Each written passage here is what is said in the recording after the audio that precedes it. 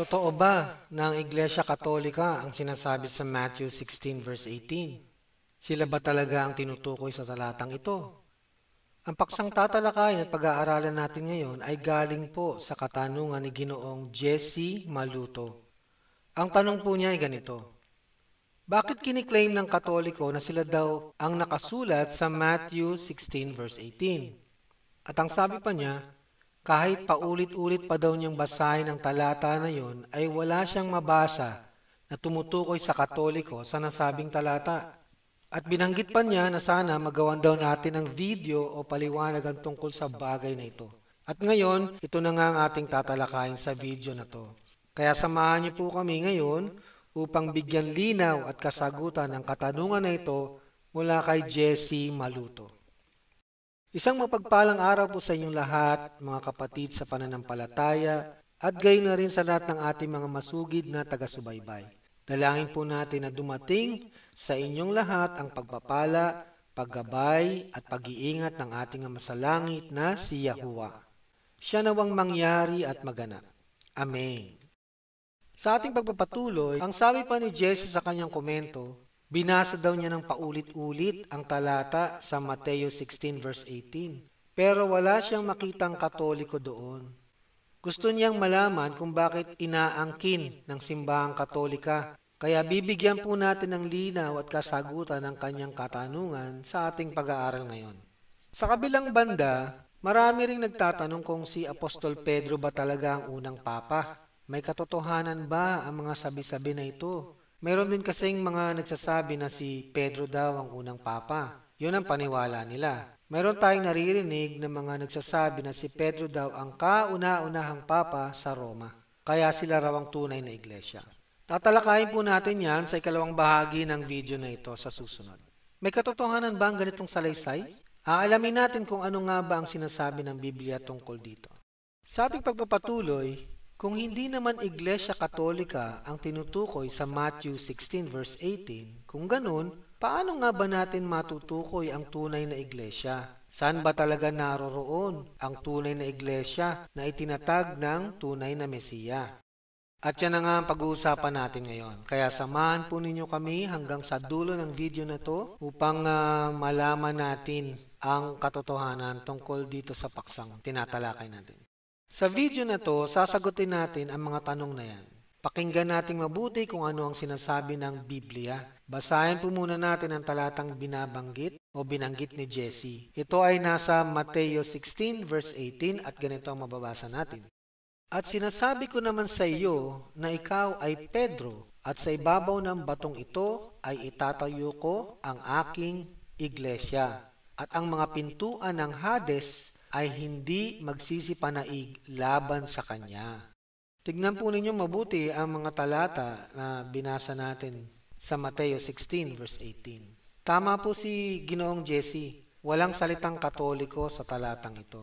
Ang nakasulat ay iglesia. Ang iglesia po ay galing sa salitang Griego na ekklesia na nangangahulugang asembleya o kongregasyon.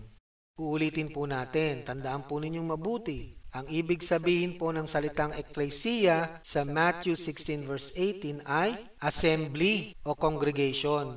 Ang ibig sabihin at kahulugan ng mga salitang assembly at congregation sa Tagalog ay kalipunan, pagtitipon, samahan, kapulungan. Kung babasahin mo nga naman paulit-ulit, wika nga ni Jesse, ay wala ka nga naman mababasang nakasulat na Katoliko sa Matthew 16 verse 18. Kasi ang sabi ni Jesse sa kanyang komento, bakit daw kiniklaim ng Katoliko na sila daw ang nakasulat sa talata ng Mateo 16 verse 18. Kaya binasa niya daw ito ng paulit-ulit. At kung papansinin mo nga naman, wala namang salitang Katoliko. Sa halip, ang nakasulat ay iglesia. Ang salitang iglesia ay mula sa salitang Greek word na ekklesia na ang ibig sabihin ay assembly o congregation.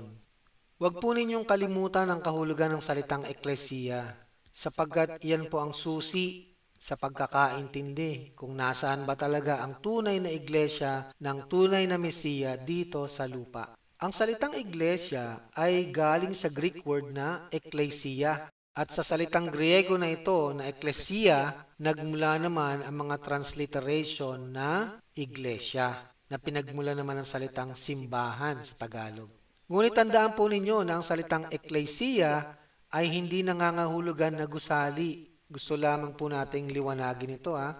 Ang kahulugan ng ekklesia, ulitin po natin, ay hindi po church building. Hindi rin ito nangangahulugan na pangalan ng isang denominasyon ng isang relihiyon.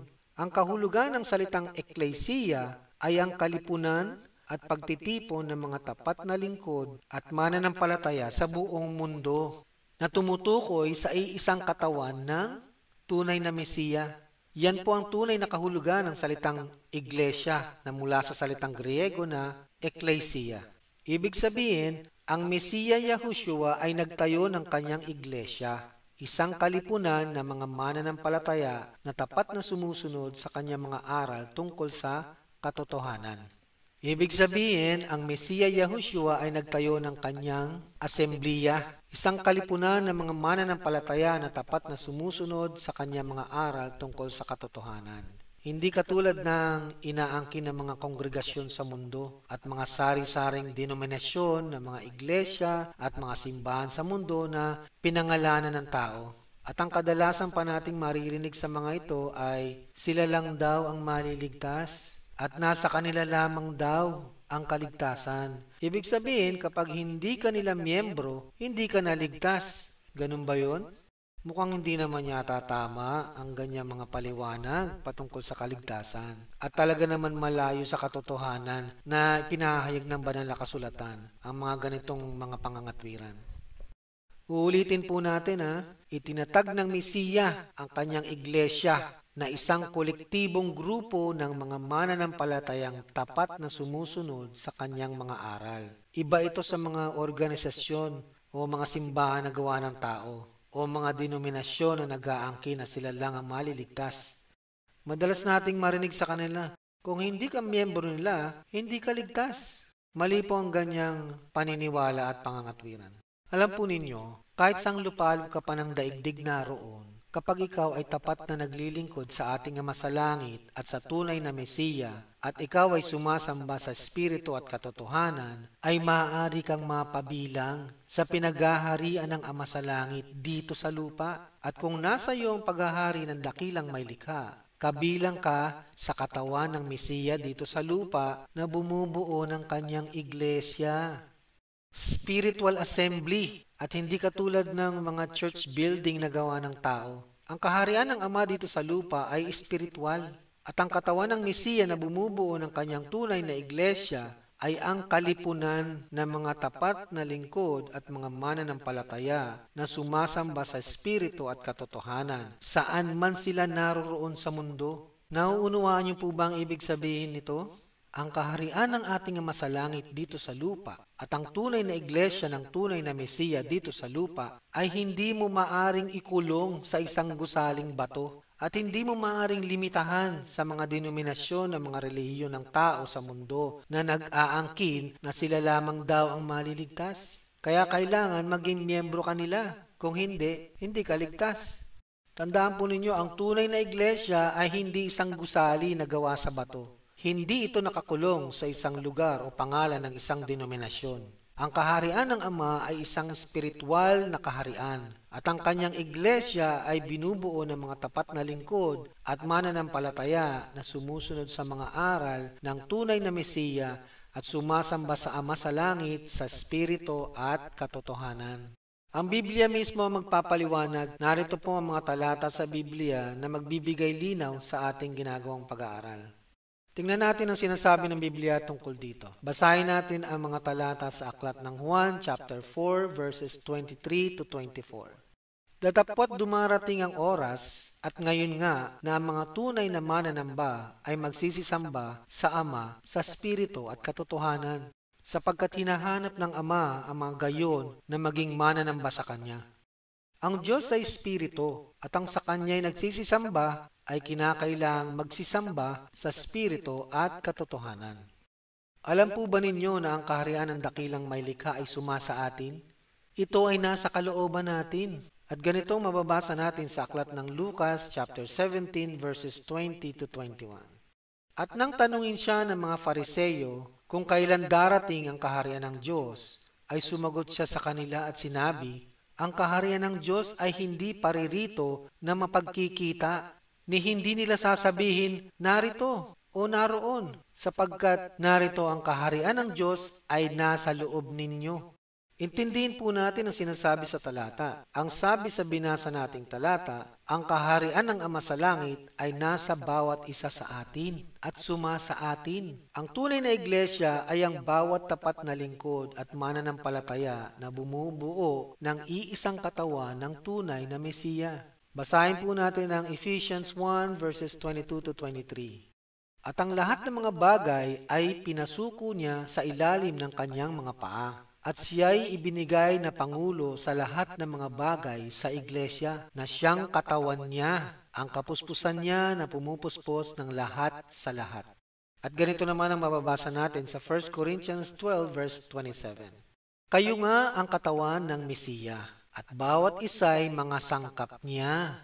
At saan man naroon at nagtitipon ng mga tapat na lingkod na kabilang sa isang katawan ng tunay na Mesiya, naroon din siya. At yan ang mababasa natin sa Matthew 18 verse 20. Sapagkat kung saan nagkakatipon ng dalawa o tatlo sa aking pangalan, ay naroroon ako sa gitna nila. At ganito pa ang mababasa natin sa Revelations 7 verse 9. Pagkatapos ng mga bagay na ito ay tumingin ako at narito ang lubhang karamihang tao na di mabilang ng sinuman mula sa bawat bansa at mga angkan at mga bayan at mga wika na nangakatayo sa harapan ng luklukan at sa harapan ng kordero na nararamtan ng mapuputing damit at may mga palma sa kanilang mga kamay. Napansin niyo pa ang binasa natin sa Revelation 7 verse 9? Nakita raw ang lubhang maraming tao na hindi mabilang. At itong mga taong ito po yung mga mananampalataya mula sa bawat bansa, iba't ibang bansa, iba't ibang mga angkan, at iba't ibang mga bayan at mga wika. So, ibig sabihin, ito po yung mga mananampalataya na nasa buong mundo. At sila ay nakatayo sa harapan ng luklukan, sa harapan ng kordero, na may damit na mapuputi at mga palma sa kanilang mga kamay. Narito naman ang babala o sinasabi ng Biblia laban sa mga denominasyon na nag-aangkin ng kaligtasan. Mababasa natin to sa aklat ng 1 Korinto, chapter 1, verses 12 to 13.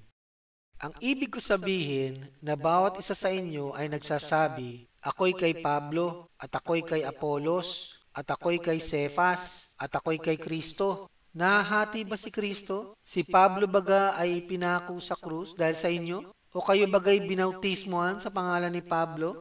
Hindi dapat nahahati at hindi dapat nagbabahabahagi ang mga mananampalataya batay sa kung kanino sila sumusunod. Ang tunay na iglesia ay hindi gusali, kundi ang isang katawan ng Mesiya na binubuo ng bawat mananampalataya na tapat na naglilingkod sa Espiritu at katotohanan, saan mang dako ng mundo sila naroroon. Ang kaligtasan ay wala sa pangalan ng simbahan, kundi sa pagiging bahagi ng katawan ng Mesiya. Ang kaharian ng dakilang may likha ay nasa kalooban natin, sumasa atin. Hindi ito nakikita sa mga struktura o organisasyon na gawa ng mga tao. Kaya sa madaling sabi, ang tunay na iglesia ay hindi isang gusali, kundi ang kolektibong kalipunan ng bawat mga mananampalataya na tapat na naglilingkod saan man sila naroroon sa mundo. Ang kaligtasan ay hindi nakatali sa isang denominasyon. Ang kaligtasan ay hindi limitado sa isang eksklusibong pangalan ng organisasyon. Ang kaligtasan ay nasa pagiging bahagi ng iisang katawan ng tunay na Mesiya at hindi sa pagiging miyembro ng isang denominasyon. Ang kaharian ng ating Ama sa Langit ay nasa atin, suma sa atin. Kaya ang pagsamba sa Kanya ay hindi lang dapat sa panlabas na anyo, kundi sa espiritu at katotohanan.